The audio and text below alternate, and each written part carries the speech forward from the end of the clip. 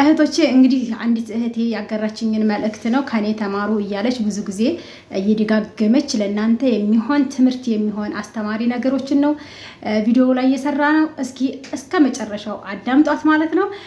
ፓርቲ 1 ፓርቲ 2 ፓርቲ 3 ይቀጥላል። ቤተሰብ የሆናችሁ ቤተሰብ ያልሆናችሁ ቤተሰብ ሁኑ። ቤተሰብ የሆናችሁ ላይክ እያደረጋችሁ ቪዲዮውን ተከታተሉት። ይሄ ለእናንተ ግብዣ ነው። ሰላም አለይኩም ወራህመቱላሂ ወበረካቱ። ሀባዮች እንዴት ናችሁ? ደህና ናችሁ? ከኔ ጋር አልሐምዱሊላህ ረብል ዓለሚን። እስኪ እንግዲህ ዛሬ የማቀርብላችሁ ከስደትና ከሀገር ቤት የሚለውን አማርኛ ነው ማለት ነው የማቀርብላችሁ። ምክንያቱም ስደት ሁና ወደ ሀገር ቤት ልትመጣ ስትል ምን አይነት ገጠመኝ እንዲገጠማት ወይንም ደግሞ ልትመጣ ስትል ሂጂ የማይልባት ምክንያቱም እስኪ ልጠይቃት ነው። አንዲት ደንበኛ የከስተመሬ ናት። አዳምጡ፣ ተከታተሉ።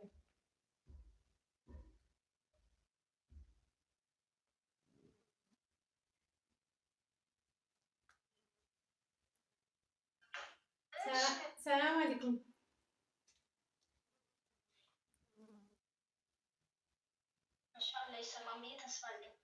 ሰላም አለይኩም።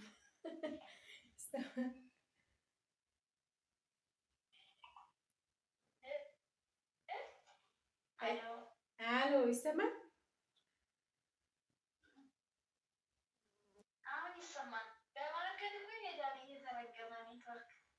ከእኔም ነው ችግር የለውም። እንግዲህ ያው የኢትዮጵያ ኑሮ ይባል የለን አባባል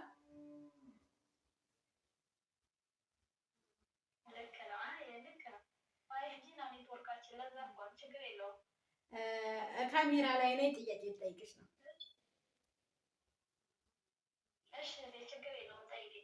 እሺ እኔ ከኢትዮጵያ፣ አንቺ ደግሞ ከየት ነው?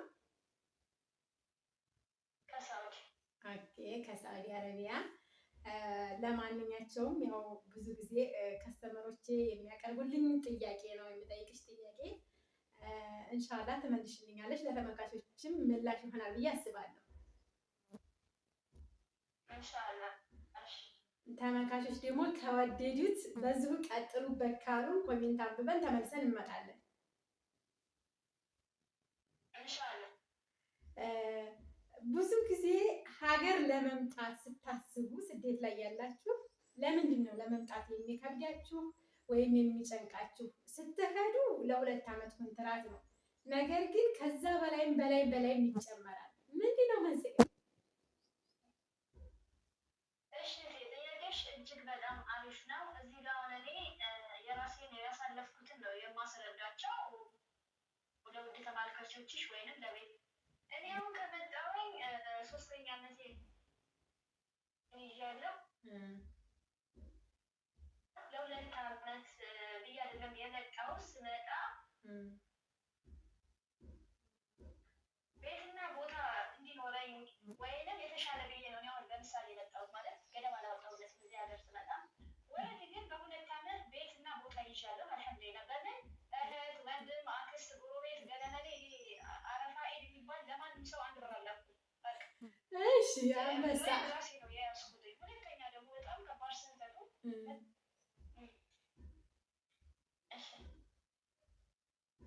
ከባድ ስህተቱ ደግሞ በትዳር መልኩ የምንመጣ ልጆች ነን። ለምሳሌ እኔ የልጅ እናት ነኝ። ይሄን ልበልሽ እንጂ እኔ የ6 ዓመት ብሬ ተበልቶብኝ ነው። ገባሽ አይደለ? ትምህርት ነው የሆነኝ። ተበልቻለሁ ድሮ ማለት ነው። 6 ዓመት የለፋሁበት ማነው የበላኝ? የራሴ ቤተሰብ ነው። በላይ ሲባል ሰው የመቀማት እንደዚህ ክፉ ነው አይደለም። አባባሌ ገብቶሻል? አልኩልኝ ያለሽው ሳይደረግ ሲቀር ያው የተበላ ያህል ነው። መሬት ምናምን እንገዛለን፣ እርሻ እናርሳለን። አብዛኛው የገጠር ልጆች በጣም የሚበላ የገጠር ልጅ ነው። ምንም ይሄ ውድድር የለውም። ምክንያቱም ለምንድን ነው ይታለላሉ። አንደኛ፣ ሁለተኛ እኛ ሀገር ላይ ስለ ብር አመጣጥ ምንም የሚያውቀው ሰው ህዝብ የለም። ማንኛውም ህዝብ በቃ 20 ሺህ ማስገቢለት 30 ሺህ ከየት መጥቶ እንዴት መጣ፣ ደክመሽ ነው ወርደሽ ነው ወጥተሽ ነው የሚያውቅ ማህበረሰብ የለም። በቃ 40 ሺህ ገርሟል የሚደረገው ይጥፋ ነው አባባል ገብቶል።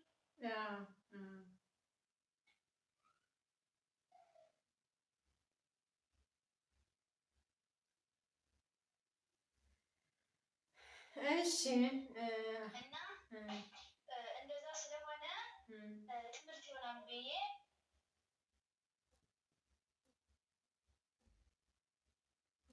ኔትወርክ እየተቆራረጠ ነው።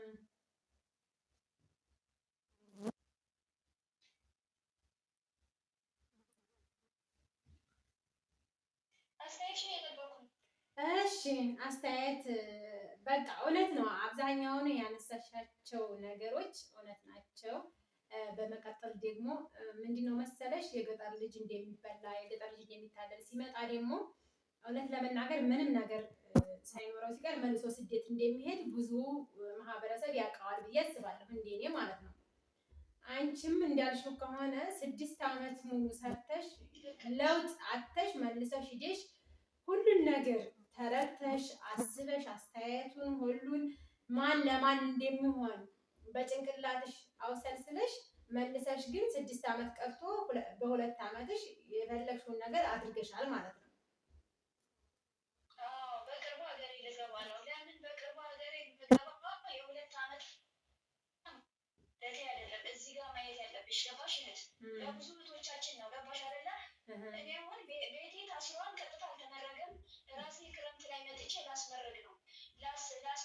ታስሯን ጨርሷል። ያኔ ወረዴ ግማሽ ይቀረዋል። ብዙ ከዚህ በኋላ ነው ወጪ የሚበዛው። ግን አሳስሩልኝ ብዬ የላኩት ገንዘብ የሚገርምሽ ያስመረግ ነበረ። አጃኢብ ነው በጣም እንግዲህ ባለትዳር ነኝ፣ የልጅ እናት ነኝ፣ ወዘተ ቤተሰብ ምናምን አጥቻ አይደለም። ግን እዛ ጋር አያደርጉትም። ገንዘቡ እንዴት እንደሚመጣ የሚያውቀው ማህበረሰብ የለም። በቃ በወርሽ መጠን 40 ሺህ 50 ሺህ ብር ነው ብሎ ይደመርልሻል። 50 ሺህ ስሪ፣ 40 ሺህ ስሪ፣ 90 ሺህ ስሪ፣ ብሩ ምን ላይ እንደሚውል የሚያውቅ ሰው አብዛኛው የለም። ሁለተኛ ደረጃ ደግሞ በጣም የምንሸወደው ምንድን ነው? በእኛ አካባቢ በኖርኩበት እኔ ገጠርም ከተማ ኖር ያለው በኖርኩበት ሳየው ዝም ስመለከተው መስራትን ስለሚፈሩ ነው ወደ ሀገር መግባት የሚፈራው ሰው። ምክንያቱም ሰው የሚያስበው ግድና ላይ ብቻ ነው ብር የሚገኘው፣ በቃ ሀገር ብቻ ይመስላቸዋል። ነው አይደለም። ሰው ዝቅ ብሎ መስራት ሀገር ላይ ብዙ ስራ አለ፣ ስራ አለ። ምክንያቱም የሚፈልገውን አካባቢ ላይ ለምሳሌ አንድ ማህበረሰብ አካባቢ እርሻ ከሆነ እርሻ ቦታ ላይ ምን ያስፈልገዋል፣ ምን ይቀርባል በአጠቃላይ ስነግርሽ። ሁለተኛ ከተማ ነክ ከሆነ እዛሽ ከተማ ላይ ከሰፊ ክፍለ ሀገር ከተማ የሚመጣው ምንድን ነው? ምንድን ላቅርብ፣ ይህም ብሰራ ያዋጣኛል ሳይሆን ደፍረሽ መስራት ነው አጠቃላይ። ከዛ ውጤታማ ትሆኛለሽ። ምክንያቱም የሚረዝቀን ረቢል ነው። እዚህ ጋር እርዚቃችን አላህ ነው የሚከትብልን፣ እኛ ግን ስበብ ነው የምናደርሰው። ገባሻል? ወላሂ። ሁለተኛ ደግሞ በጣም የገጠር ልጅ በጣም የምንሸወድበት ዋናው ፕሮሰሳችን ስለ ስራ ሂደት አናውቅም። በቃ እንመጣለን፣ አጸዳን፣ ከብለጨለጭን። እዚህ ጋር የሚያዩት ነገር ለምሳሌ ሀገራችን ፎቅ ላይ ይኖር ይችላል። ፎቅ ላይ ነው የሚሰሩት። እንደፈለግሽ ነፃነት ሊኖርሽ ይችላል። በእጃቸው ስልክ ራሱ ብዙ ሙያ መማር ይችላሉ። ሙያ የለም ብዬ በአጠቃላዩ እንትን እላለሁ። ምክንያቱም ሙያ የለም ሲባል ወጥና ሽንኩርት መክተፍ ብቻ አይደለም፣ ወይ ደግሞ ቤት ማጽዳት ብቻ አይደለም። አባባሌ ገብቶሻል? አዎ ገብቶኛል። ብዙ ስራ የሚሰራ አለ ሀገራችን ላይ ማለት ነው። ግርድና ብቻ አይደለም በነገራችን ላይ ህይወትሽን የሚቀይረው። አረብ ሀገር 9 ዓመት አይደለም የዛሬ 20 ዓመት ብትሰሪ ሰራተኛ ከሰራተኛ አትወጪም። በአጠቃላዩ ምንም የሚኖርሽ ነገር የለም። የእጅ ስልክና ቡቱቱ ብቻ ነው። በቃ ወረድዬ ነው የሚኖርሽ። እሺ በጥያቄሽ ላይ አንዴ የምጠይቅሽ ነገር 6 ዓመት ሰርተሽ መተሽ ቀጥታ መልሰሽ ወደ ስደትሽ ወይንስ ምን አይነት ገጠመኝ ገጠመሽ? መልሰሽ ወደ ስራ ገባሽ ወይንስ አልቋቋማሽ ለመኖር ወይንስ ለእጅሽ ወጭ አጣሽ? ወጭ የምታዋጪው ብር ስታጭኸሽ ወይንስ እንዴት ነው? አይደለም ውዴ፣ እዚህ ጋር በደንብ ስሚኝ። 6 ዓመት ለፍቼ ቀጥታ ባለም ትዳር ማለቅም ቤተሰብ ጋር ሄድኩኝ። ቤተሰብ በሚፈልገው ዳረኝ። ያ የሚፈልገው ሰው ደግሞ መልሶ የእናቴ ኑሮ ነው የሚያኖረኝ። የእናቴ ኑሮ ስልሽ የእርሻ እርሶ ሰግጦ መኖር ማለት ነው። እሱ እኔ አልተመቸኝም። ቀጥታ አዲስ አበባ ሄድኩኝ። አዲስ አበባ ሄጄ ሙያ መልመድ ጀመርኩኝ። ሙያ ለመድኩኝ። ብዙም ጊዜ ሆቴሎች ወይንም ደግሞ ከፍ ያሉ ድርጅቶች ስራ መቀጠርና ራሴ መፈለግ ጀመርኩ። ለ2 ዓመት 2 ዓመት እዛ አዲስ አበባ ተቀምጬ እየኖርኩ እያለ የራሴን ሻይ ቤት ከፈትኩ አዲስ አበባ ላይ። ይገርምሻል እኔ ኮቪድ ላይ ሻይ ቡና ዞሬ ሽጫለሁ በዘንቢል ይዤ ማለት ነው። ሳልከራይ የመጀመሪያ ታሪኬ እሱ ነው። በቃ እኔ ለስራ ሻይ ቡና ስሸጥ ነበር